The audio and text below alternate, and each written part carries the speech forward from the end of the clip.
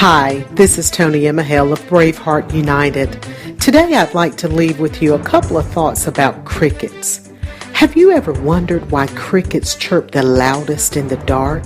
You know, in the evening after the sun sets. Think about it.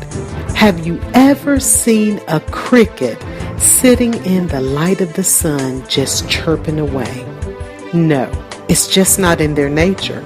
It is in darkness that crickets, metaphorically speaking, feel safest expressing their need to be noticed and their desire to reproduce themselves.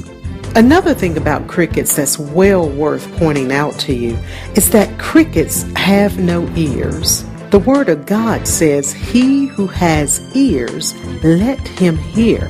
Since crickets have yet to develop ears, they move in darkness in response to vibrations of movement, light, and sound.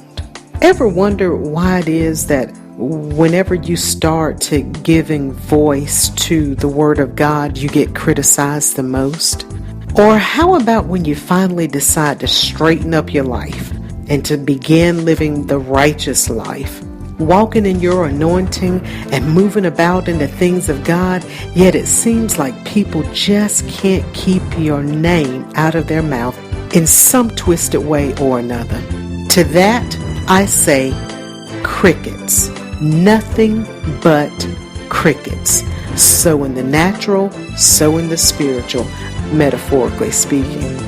So what happens when a cricket reproduces itself? Here's a hint.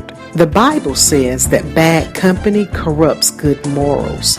So anyone who finds good company among crickets will too find their highest level of comfort operating from a position of darkness. Darkness of mind, darkness of thought, darkness of heart, darkness of conduct, and darkness of spirit. The final thing I'll share with you today about crickets is that they talk a good talk. It sounds melodious to the ear, but always remember that the origin of sound produced by a cricket comes from a dark place. When in doubt, measure that sound against the Word of God.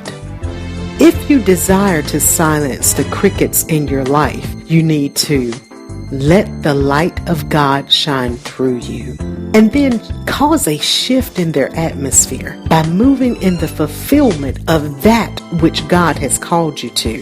And finally, number 3, if crickets can't hear, metaphorically speaking, how can they teach you about hearing the voice of God, which they themselves have never heard?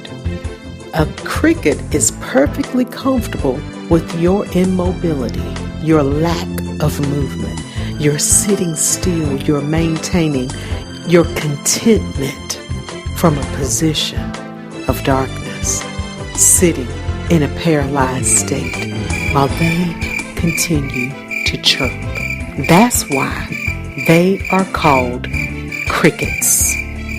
Silence the crickets in your life today and be about the Father's business.